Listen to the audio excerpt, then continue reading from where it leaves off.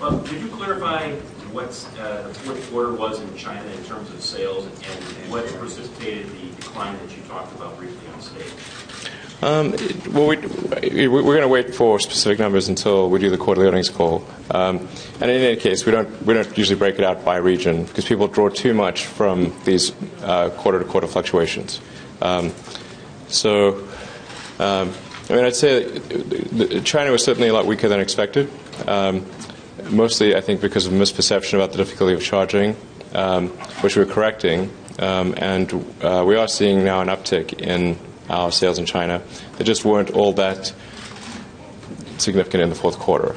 But it was more than made up for by demand in Europe and North America. And I think the China situation is temporary and will get corrected later this year. And that's been this percent. Charging. That it was hard to charge. With Norway's business lately, the oil price has collapsed. Analysts don't expect to see $100 in several years. How is that going to affect your value proposition to customers and sales? Well, I think it's not so much a question for the Model S or the Model X, which is a fairly expensive car. I think not many people are choosing to buy or not buy the Model S because of gasoline prices.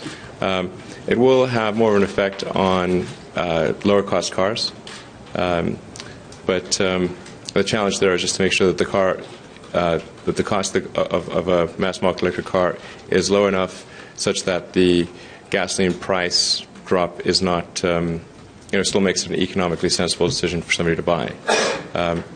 There's no question that gasoline prices will have some negative effect on mass market cars. I don't see it having an effect on Model S or X. Charlie Vogelheim, Motor Trend Audio. You've had some success in certain markets, particularly California Bay Area. Now with the announcement here of the Bolt coming out, electric cars was what you were talking about. Infrastructure is a problem. Where does the cooperation and the growth happen there? I know you're doing things, but what about the rest?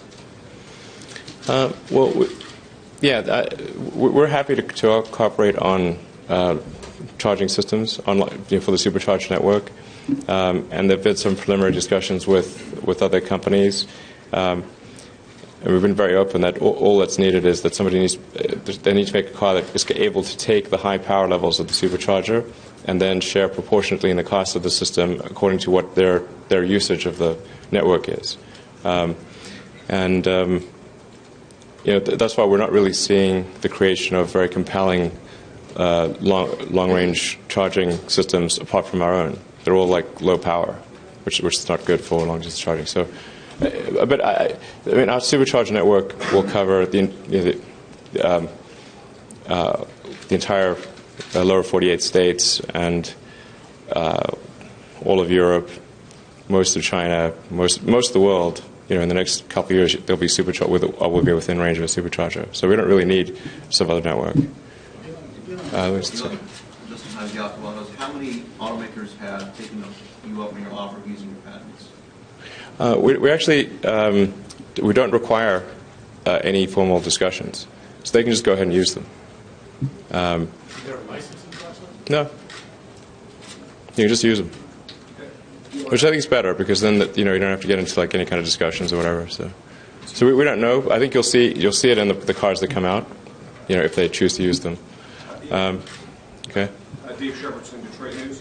Do you see the new Chevy Bolt as a competitive threat to the Model 3, and what's your overall assessment of the plug-ins and the EVs unveiled here? Yeah, I don't see it as a competitive threat just because I think all cars will go electric. So if you think of it, if you define the set of competitive cars of cars that are electric, then sure, it's competitive. That's not what we see. It's the competitive set of all cars, not simply cars that are electric. And there are 100 million new cars and trucks made every year. So what does it matter if someone makes a few 100,000 additional electric cars? It's not going to affect us, really. Sure. I'll try to spend more time, I think, because otherwise very few people are going to get their questions answered. Yeah, go ahead. The Model S was delayed, Model X is now delayed. Can you explain why? In the case of the X, it took longer than expected to solve some of the technical challenges of the car, and we had to focus our energy on other things. So doing upgrades to the Model S, increasing the Model S production capability, deploying to various other countries. These all ended up being significant distractions. And then the X, we did a bit of a 2 steps forward, 1 step back with the X, because trying to get a car that has some radical new technology in it is hard. I mean, if we just had a car with normal doors, it would be fine. But it's extremely important that the Falcon Wing doors are not just a gimmick, but that they are a fundamental improvement in the utility of the car, and that they work well and reliably. Hi, Joanne Muller with Forbes. Have you met with any of the other CEOs of any of the major automakers to talk about this idea of more electric cars? Well, that's why I'm here. Conversations? Who have you talked to while you're here? Well, I talked to the whole audience. I haven't actually had. I mean, have you had one-on-one conversations? No, not here. I've had one-on-one conversations in other cities. I'm not going to talk about those conversations because then there's going to be articles written that I'm having some big alliance, and there'll be articles written like Elon wasn't, build it up and then knock it down, and it had nothing to do with it. So I'm just going to say less, unfortunately. Sure. Louis Bennigan, Benzinga.com. You've pushed hard for electric cars. You want the industry to recognize electric cars. If they actually do, and they start to really produce them at a higher and better level, how much faster is that going to allow you to achieve your goals? Well, I mean, my goal is acceleration of the advent of electric cars, and so I'd be quite pleased to see other manufacturers make lots of electric cars. And then as to whether Tesla, how Tesla does in that, it's a function of how good are the cars that we make. Are our cars better or worse, about the same as other manufacturers? That will determine how many vehicles we sell. Sure.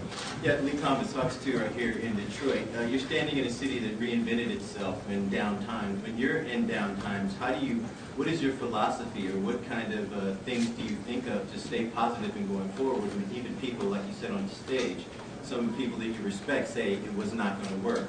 What kind of things or methods do you use to keep your mind in the right place and your company in the right place going forward? Well, I think I just feel it's making electric cars and bringing them to ultimately to the mass market is an extremely important thing. So even if people are negative or say we're going to fail, I don't care. We're still going to do it. The beginning of Tesla and even for the first several years, people kept saying how we were going to fail, as though somehow this was new information. I knew that the probability of failure was extremely high. Show in the back there. Hi, Octavio Blanco with CNN Money. Two-pronged question. Number one is your Gigafactory. Do you foresee that being something that's going to be for the auto industry in general, where you'll sell batteries not just for your own cars, but also for GM, Ford, and anybody else who wants to buy batteries? So you get sort of the backbone of the electric industry. And number two, what do the automakers need to do to actually start building cars? What needs to happen? Sure. So, and with Gigafactory, we're sizing it to produce a huge amount of batteries. So, I think we could certainly provide battery packs to other car companies, as we've done before, at a limited scale.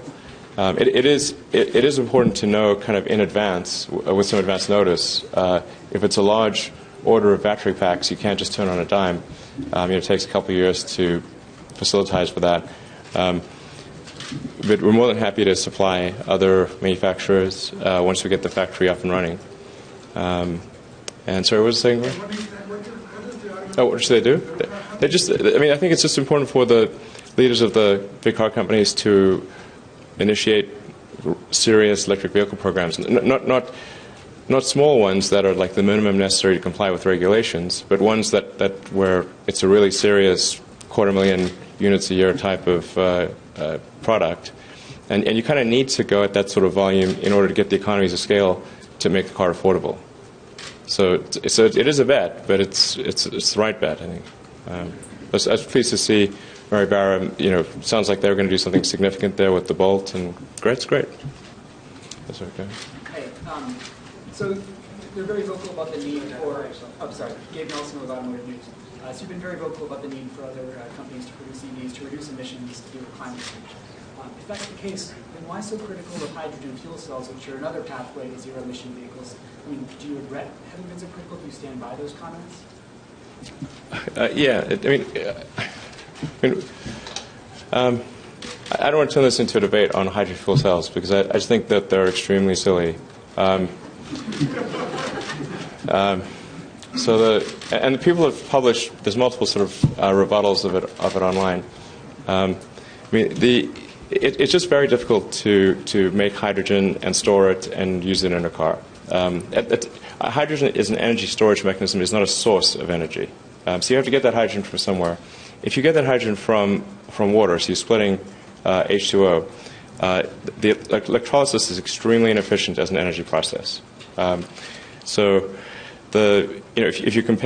you say took a solar panel and used the energy from that solar panel to just charge a battery pack directly, compared to try to split water, take the hydrogen, dump the oxygen, compress the hydrogen to an extremely high pressure or liquefy it, and then put it in a car and run a fuel cell, it is about half the efficiency. It's terrible. So why would you do that? It makes no sense. And then hydrogen has very low density. It's a pernicious molecule, likes to get all over the place. You get metal embrittlement from hydrogen. If you get a hydrogen leak, it's an invisible gas. You can't even tell that it's leaking. But then it's extremely flammable when it does and has an invisible flame. If you're going to pick an energy storage mechanism, hydrogen is an incredibly dumb one to pick. You should just pick methane. That's much, much easier, or propane. Hydrogen fuel cell, the best case hydrogen fuel cell doesn't win against the current case batteries. So then obviously it doesn't make sense. That will become apparent in the next few years. There's no reason for us to have this debate. I've said, my piece on this. It will be super obvious as time goes by. I don't know what we're saying. So. Cliff Banks of the Banks Report. As Tesla begins to sell significantly more vehicles at a much lower price, it's going to change the retail experience that you guys provide now, especially in areas such as handling the trading. You need to take the trades from other brands, handling the financing. How are you guys preparing for that new world for you guys? Yeah, for us, trade-ins are relatively. These trade-ins of Model S's are relatively low because they've only been in production for a little over 2 years. But it will become more of a thing over time, so we're going to have to develop that infrastructure and figure it out. It's something I think we'll probably have to sort out this year. Mr. Musk, earlier you said that you foresaw Paul Hendy from AFP, Associated Press, said that you foresaw fracking could open up resources, hydrocarbon resources that would multiply the available resources tenfold. That would seem to think that you see that gasoline prices are going to be low for a generation or more. They're going to be low for a long time, yeah. For a long time. Yeah. So in your own soft-spoken way, I think you're afraid what it's going to do to the electric car industry. I mean, there's no financial reason to do the change. There is a financial reason still. I mean, what it does. I wouldn't look at this as though it's a quantum change. It's a continuum. So it's still way cheaper to run an electric car than a gasoline car, even at $40 or $50 a barrel for oil. It's still way cheaper. It's just that the delta is not as big if you're comparing it to $80 to $100 oil. So what the net effect is it reduces the economic forcing function that would normally be there as a result of the scarcity of oil, and so the rate of adoption of electric cars will be slower. That's what it means. It's not now electric people won't buy electric cars. There's less power in the economic forcing function. Would it make sense for you to be making I do think it's important. Now. I think it's extremely important that we establish a carbon tax. This is a carbon tax that would apply to all carbon-producing entities, so power plants, to anything that, so to both to electricity generation from hydrocarbons as well as production of gasoline or consumption of gasoline. And I think that will also increase the price of electricity to the degree that the electricity is coming from hydrocarbons, and it will increase the price of gasoline. But I think this is important because right now we're consuming this extremely valuable common good, which is the carbon capacity of the oceans and atmosphere. And we're not paying anything for that consumption. This is like having the garbage pile in your street and nobody's paying for it. And the garbage gets higher and higher. Eventually, terrible things happen. So it's just very important to put a price on, if somebody's dumping chemicals in the atmosphere, they need to pay for it. Automotive News Europe. You mentioned that your sales are going very well in Europe. Can you tell us which markets are driving that and whether you see another year of growth in 2015 in Europe? Yeah, actually we're seeing broad growth in all of our markets in Europe. So in the second half of the year particularly we saw quite significant growth in Northern and Western Europe. So our sales in sort of Italy and Spain are very tiny. But as you get sort of north, Benelux, Switzerland, Scandinavian countries, UK, we're starting to see some progress also in France and Germany, and Austria, of course. So it's looking quite good actually on the European front. Do you expect to increase your sales in 2015 in Europe? Probably. Eric Kessler with the New York Times, second paper. A quick question on China, if we go back real quick. Could you unpack a little bit what the charging issue was? Was it an issue with the Chinese consumers understanding all electric cars and how they charge, or just the Tesla specifically? Yeah. Actually, Rebecca, could I try you for like the water or something? Oh, there's okay. Yeah, the big misperception that we're dealing with, and I think it's getting corrected, is that people would have difficulty establishing a charge point in their condos. Like, so in their apartment building, would they be able to have a high power wall connector? Would they be able to charge at home? And there was a misperception that it was somehow very difficult to establish a charging in apartment buildings in China. It's actually not. Mainly apartment dwellers? Well, in the cities, yes. So so we're fixing that misperception. We also have now completed a large number of superchargers for long distance travel within China. I think that's pretty important. We also just announced the exec rear seat, so we have a much more comfortable rear seat because a lot of customers in China will be driven in the rear seat as opposed to drive the car themselves, or they'll switch. They'll sometimes drive themselves, sometimes be driven. And so for them, they really wanted a more comfortable back seat, and we just announced that. So who hasn't had a chance to? Sure. Ginger, first on industry. There's been a lot of discussion today about autonomous vehicles. I just want, and as one of the major hurdles to that being safety. Can you discuss safety in relation to autopilot? Yeah, I think people should be concerned about safety with autonomous vehicles. We don't want 2-ton death bots roaming the street. And I think the standard for safety for autonomous vehicles should be much higher than it is for people. And I think probably to go to full autonomy, I think we'd want to show statistically that it's more like a factor of 10 safer than a person. And I think most people would say, okay, if it's 10 times safer than a person, then it's good. And then we need to prove that. So I think we'll really have sort of mainstream cars capable of full autonomy in 5 years or less.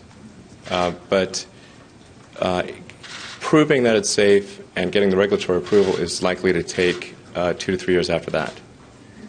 But it's probably 7 or 8 years there'll be fully autonomous cars that you can just buy. And where do you see Tesla fitting in that? I think we'll be first to market with autonomous, with the most advanced autonomous features.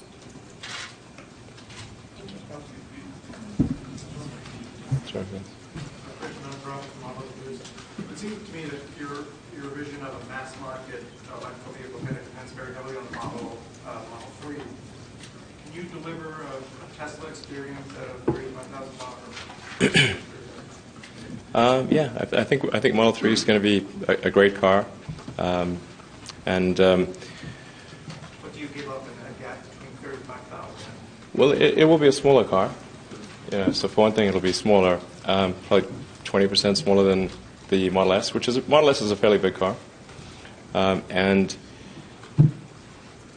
obviously it'll be made at a sort of 5 to 10 times higher volume, so that's economy of scale to be had there.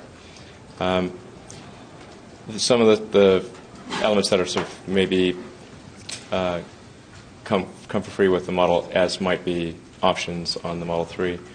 But for the Model 3, like the biggest thing that I'm kind of struggling with is I really want the Model S to be something different, not just be a smaller Model S. So how do we make a car that's really way different from any other car on the road in a way that's really useful and just doesn't feel like a weird mobile? Yeah. You talked about profitability in 2020 when the Model 3 is in full production.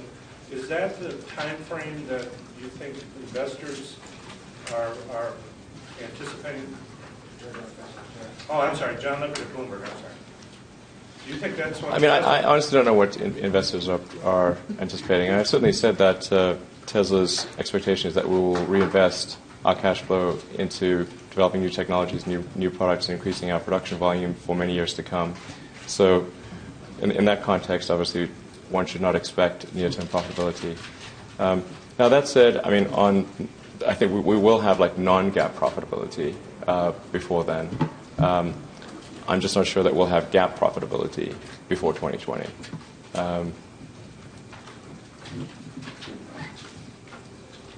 But I think any given sort of revenue stream of the company, like Model S or X or the 3, if you were to just separate that from the business and look at the gross margin and say what sort of free cash flow is that product line delivering, and you looked at each one, it would look very compelling.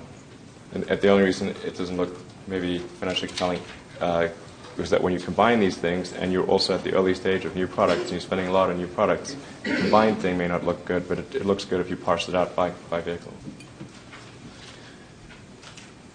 Sure. Not asked. From the Washington Post. Mark Fields at Ford has said they has stripped down on Model S to become familiar with the design. Are there any elements to the Bolt or any of the new electric vehicles that you'd like to emulate or intend to do something similar? No. Can't think of anything. We have time for about 2 more questions. All right, so who hasn't had a chance, I guess, for that? Tom Krisher, if GM is successful in coming out with a $30,000 Bolt, you can go 200 miles on supercharged. Do you have to reassess the price point of the Model 3s? Well, I think they're saying $30,000 after the $7,500 tax credit, so they're really saying $37,500. When I say $35,000, I'm talking about without any credits. So technically, we actually set a lower number than them. Sure. Deanne Durbin from the Associated Press. I'm curious, do you intend to stay at Tesla through the 2020, maybe even 2025 timeframe, or? I'm not sure I'll even be alive in 2025. Well, civilization will still be here. I don't know.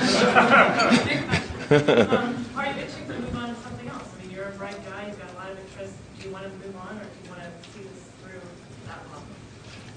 I'm committed to stay at Tesla as long as I'm alive. So if I'm not dead, then I'll be at Tesla. I might not be the CEO of Tesla. Okay. But I think I will certainly be with the company forever. And what I have said is that I'm committed to be the CEO through volume production of the mass market car, because that's what I set out to do.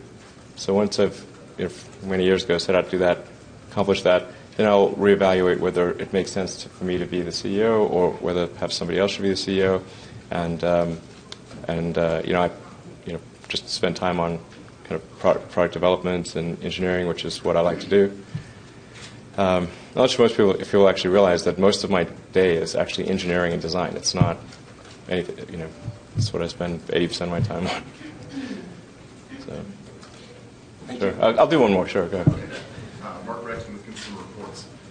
You've made a lot of... I love Consumer Reports.